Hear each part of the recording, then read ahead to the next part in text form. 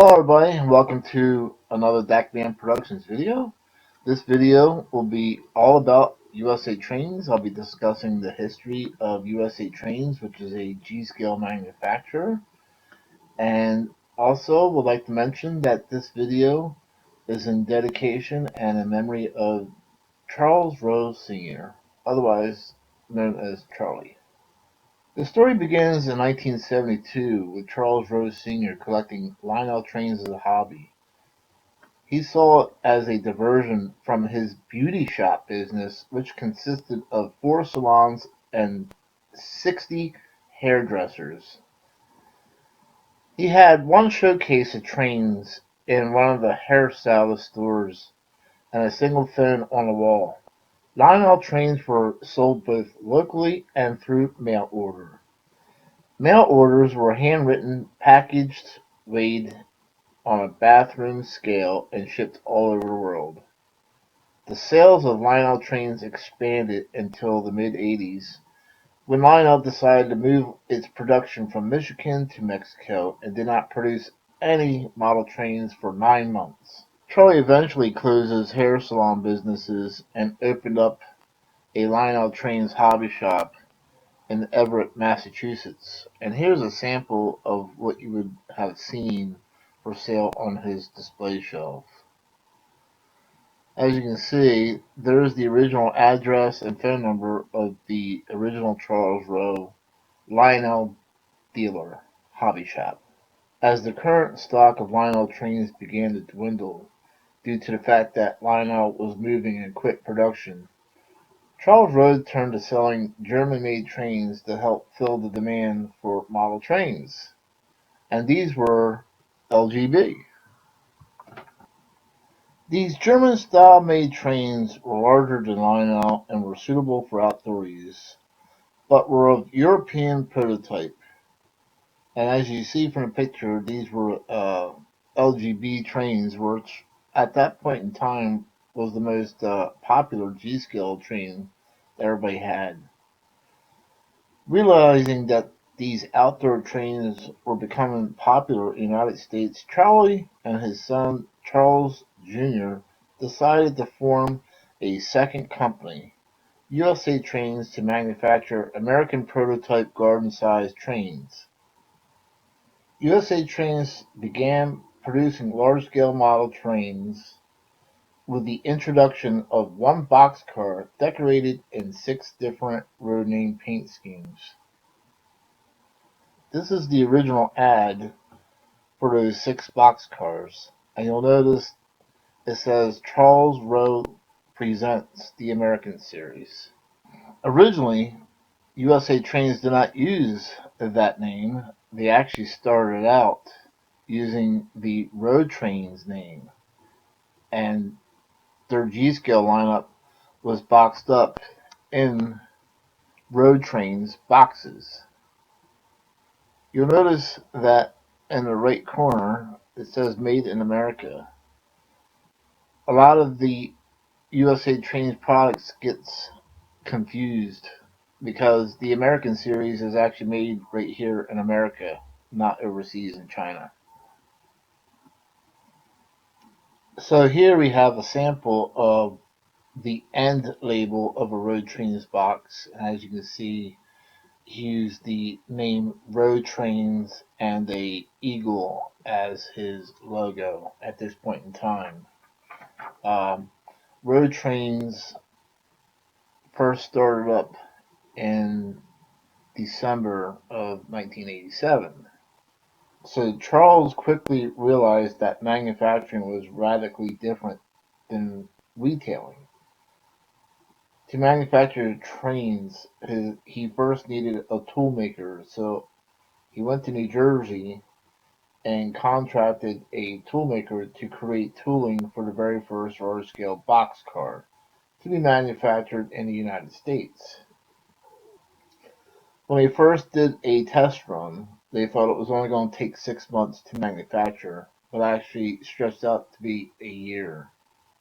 So once again, here they are. Here's the original 6 test cars that was produced under the Road Trains name.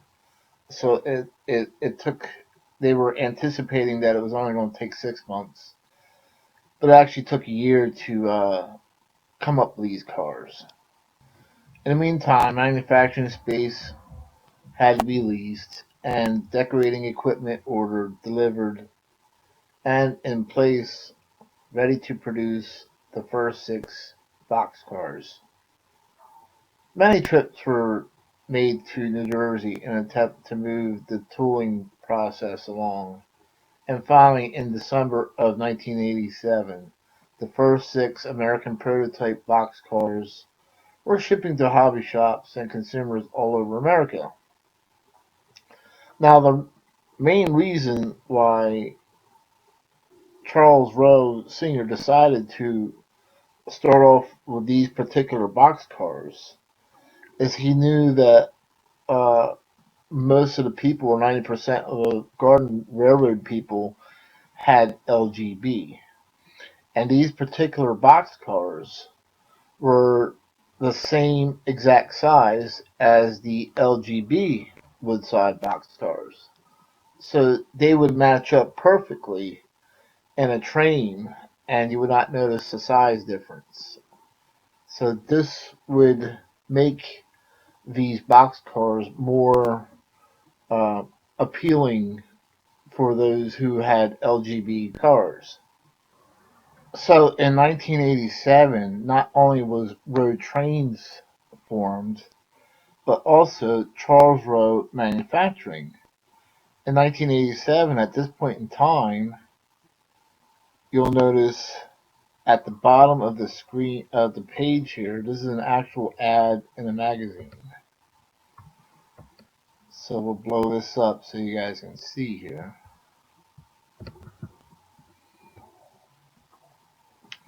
So this is where Charles Rowe had actually was originally leasing space for his manufacturing process. So he's not at the place he's at now at this point in time, which is actually in Cross Street in Malden, Massachusetts. So you'll see that it says Made in USA by Charles Rowe Manufacturing. So at this point in time, there was 2 separate companies, Road Trains and Charles Rowe Manufacturing. So if you ever take a look on the bottom of any of the Woodside box cars or Woodside reefer cars, you will see that they have Charles Rowe Manufacturing Company embossed into the bottom of them. And here we go. This is on the bottom of a USA Trains Woodside reefer. You'll see that it says Charles Rowe Manufacturing Company, Inc. Even though he changed the name to USA Trains, he never took this out of the molds, so that was always there.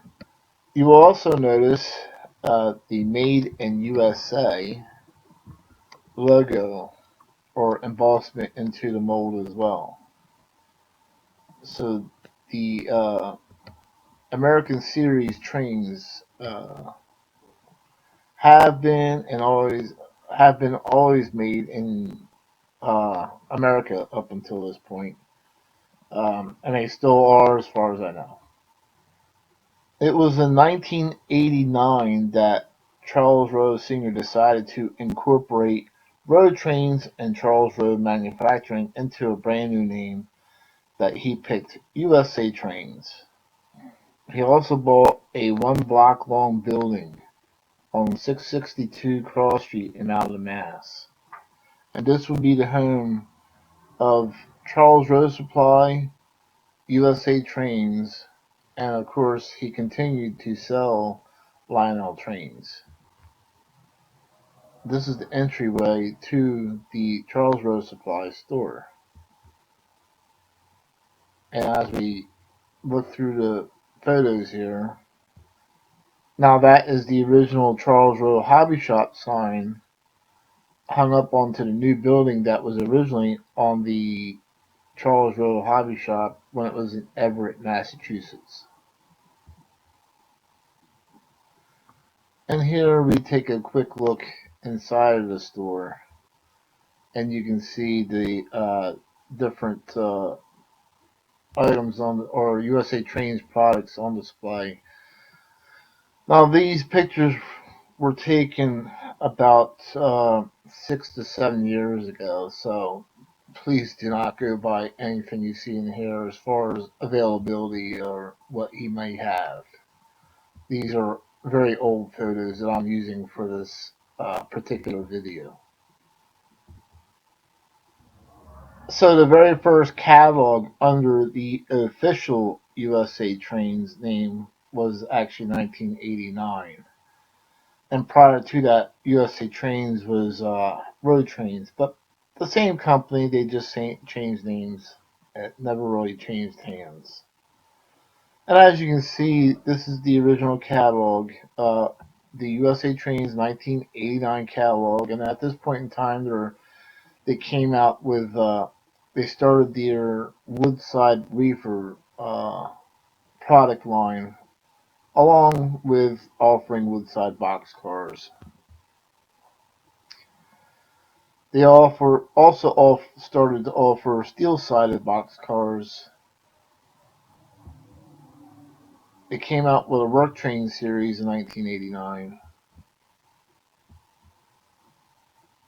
and a narrow gauge series with full wood grain.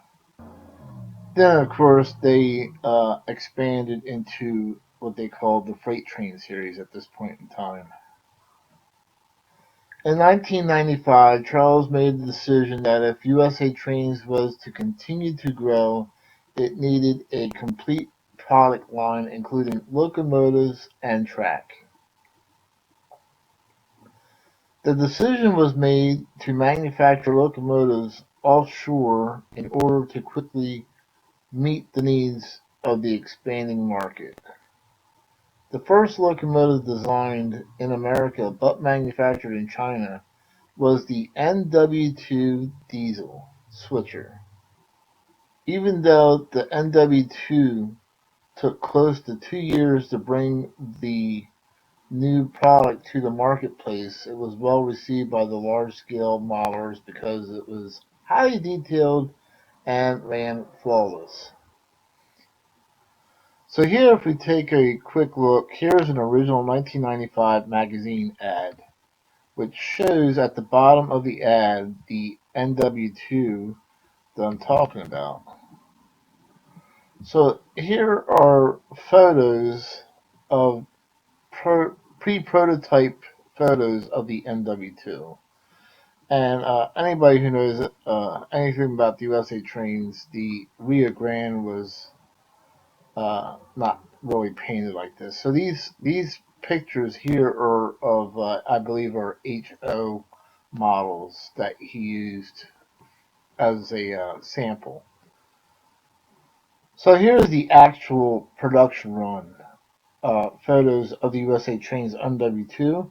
As mentioned uh, beforehand, they were announced in 1995 and they didn't actually come into production until 1997. So it took 2 years to get these onto the market.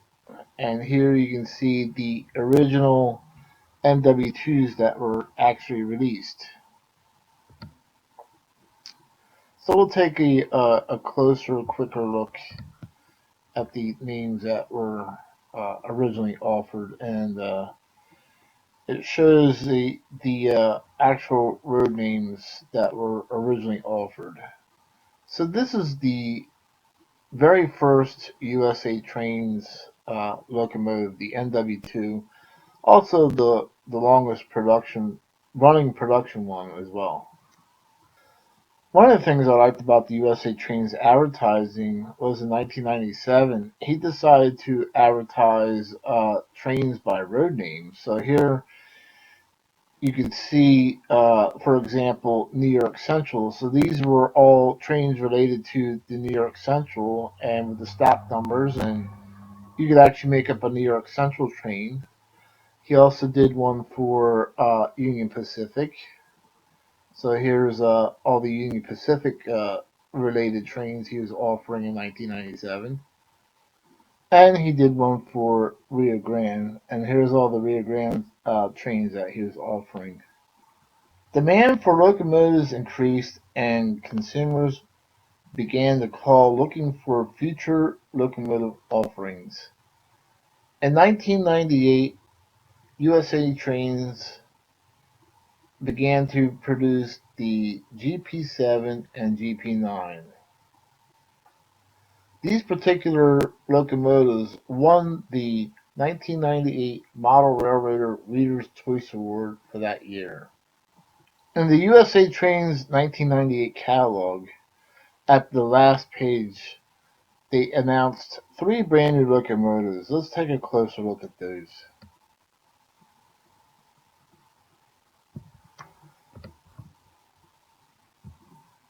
So in the 1998 catalog, USA Trains was announcing a 20-ton locomotive that they were calling the Mighty Mo, the 44-tonner switcher locomotive, and an EMD GP38-2 locomotive.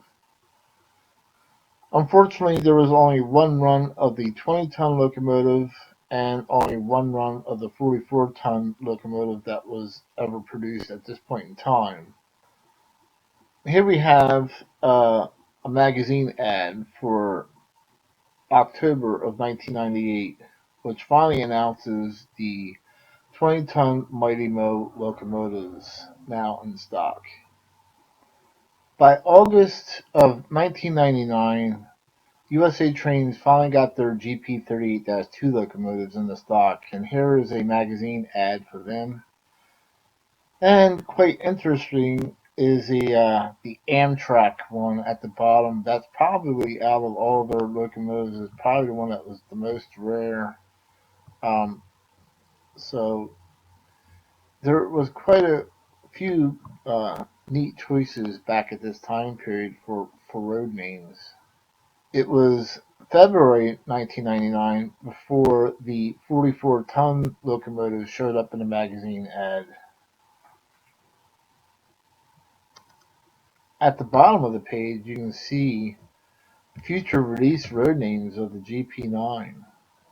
Here is the USA Trains GP38-2. It showed up in a April 1999 magazine ad. Here's Charles Rose Sr. accepting the Model Railroader Reader's Choice Award in 1998 for his GP7, GP9. USA Trains came up with a new slogan, the quality of brass at a plastic price. In 2000, USA Trains named their series of locomotives and also their 129 scale authentic models as the Ultimate Series, and the slogan was the Ultimate Series, as real as it gets. The first line of 129 scale series of Ultimate Series cars was this 40-foot PS1 steel boxcar, not to be confused with the American Series steel boxcar, which was a smaller scale size. Also, USA Trains introduced the Gunderson Husky stack in the new Ultimate Series in 2000, and the 50-foot steel boxcar. In 2000, USA Trains continued to introduce new locomotives. This is a June 2000 ad for USA Trains for their new F3A-B sets. October 2000, USA Trains came out with an ad for their SD40-2 locomotives. In 2001, USA Trains came out with a new series of locomotives that would be made out of all die-cast metal. So the first in the all-metal series of locomotives was the J1E Hudson, and at this point in time was actually being labeled underneath of the Ultimate Series. It featured die-cast metal construction, die-cast spoke drivers with stainless steel rims, roller bearing drive axles, stainless steel drive rods, die-cast sprung booster truck. So this locomotive was pretty much all metal. And here you can see the original road names that were going to that were originally announced for the J1E. Although the J1E was mainly used on the New York Central and as a hand-me-down was also used on the Toronto, Hamilton, and Buffalo. It wasn't until 2003 that the all-metal constructed locomotives were actually called the Prestige Series. USA Trains announced in this October 2003 magazine ad the Alco PA1 and PB1. Unfortunately, this was not a very popular locomotive, and so only one run was made of these, and it's highly unlikely that USA Trains will ever produce them again. Here in this photo, you can see the Alco PA1 and PB1 Chrome Series sample sitting on display at the Charles Rose Supply store. There was only one of these samples ever made. There was not enough interest to go ahead and make this set. But it was very interesting to see, and very cool looking paint scheme. However, USA Trains did offer an F3 ABBA set in chrome, which they called the Collector Series. And it was very limited edition, and it came in a box like this. And here you would have gotten two AB sets. Each set was actually numbered.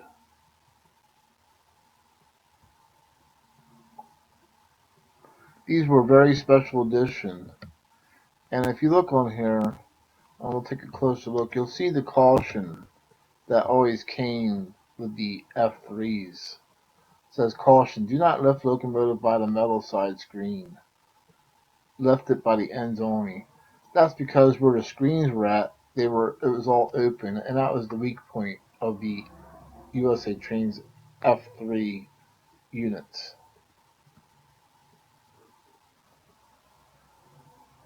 And here you can see the USA Trains Santa Fe War Bonnet Chrome Series. And in here, the lower end was all chrome. And here's another look at the USA Trains Chrome Series AB set. And if you look at the certificate of authenticity, as you see, each one was numbered. And also, there was only 175 of these sets ever made. These sets were not run again, they were only run one time. In 2004, USA Trains made a second series of limited edition series. This time they made what they called the Builder's Plate New York Central JE1E Hudson, which actually won the 2003 Model Railroader Reader's Choice Award. Also offered with this set were extruded aluminum passenger cars and the New York Central name, which also won the same Model Railroader Reader's Choice Award in 2003. October 2005, this magazine ad showed up. USA Trains was introducing an all die-cast metal GG1 electrical locomotive.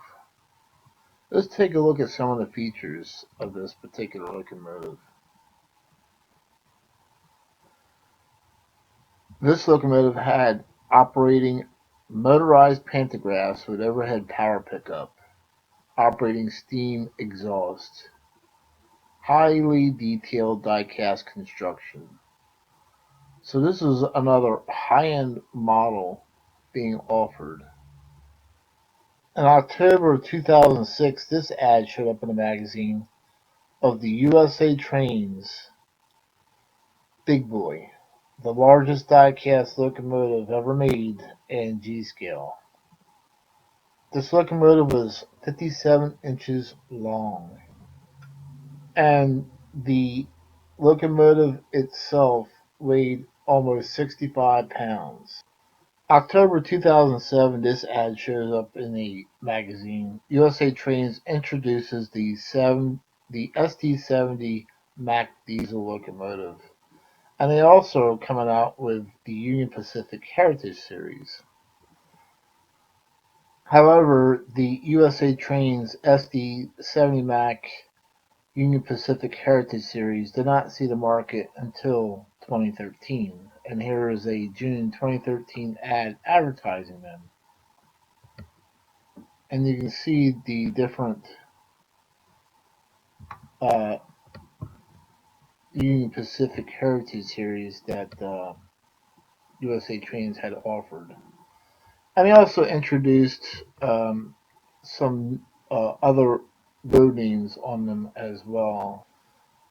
By the time 2010 came along, USA Trains was starting to offer quite a bit of modern rolling stock in their 129 Ultimate Series. And here we have a 55-foot 4-bay centerflow hopper car with die-cast trucks and spinning wheel journals. USA Trains also introduced a new center cupola caboose, 60-foot boxcar with unique cushioned coupler. And let's take a closer look at that. So the 60-foot boxcar had cushioned couplers on it, and USA Trains actually was able to capture that. And what happens is this coupler moves in and out just like the real thing to cushion the shock load on the 60-foot boxcar. USA Trains also introduced a line of tank cars made from extruded aluminum, which included the 29-foot beer can tank cars, the 42-foot tank car, and the 55-foot modern tank car. USA Trains also introduced the bi-level auto carrier, also known as an auto rack in the world of railroading. USA Trains normally attended 3 shows a year during their time in business. One of those train shows was called the Big Train Show, which was held in California. And here you can see USA Trains setting up during this show. And here is USA Trains set up in 2015 at the Big Show. The Big Show was originally held at a place called the Queen Mary Seaport, which was located at Long Beach, California. USA Trains made the show cars for many of the years at the Big Train Show. It was in 2006 that the show was no longer to be held on the Queen Mary. So USA Trains made a special anniversary Woodside Reefer in dedication to the show. And you can see it says farewell to the Queen Mary and USA Trains 16th anniversary show, Long Beach, California, June 8th to 11th, 2006. In 2007, that is when the show was moved to Ontario, California. You can see in this photo here. We'll take a closer look.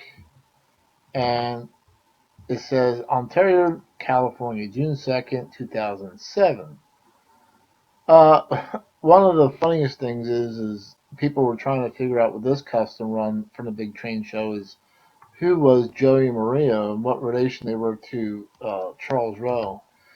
And that's funny, but if you go on YouTube and actually look up Joey and Maria's 25th anniversary party, it was actually a fake wedding party or anniversary party that was held. So it was mainly entertainment. So these people would come on into the banquet and actually put a show on, you know, getting married or their 25th anniversary. So it's more like a comedy show that was being held during the banquet of the Big Train Show, and it actually had nothing to do with Charles Rowe family. USA Trains is also a regular at the Amherst Show in Massachusetts. USA Trains also had a booth at the East Coast Large Scale Train Show, which was held in York for quite some time and recently moved to Timonium, Maryland.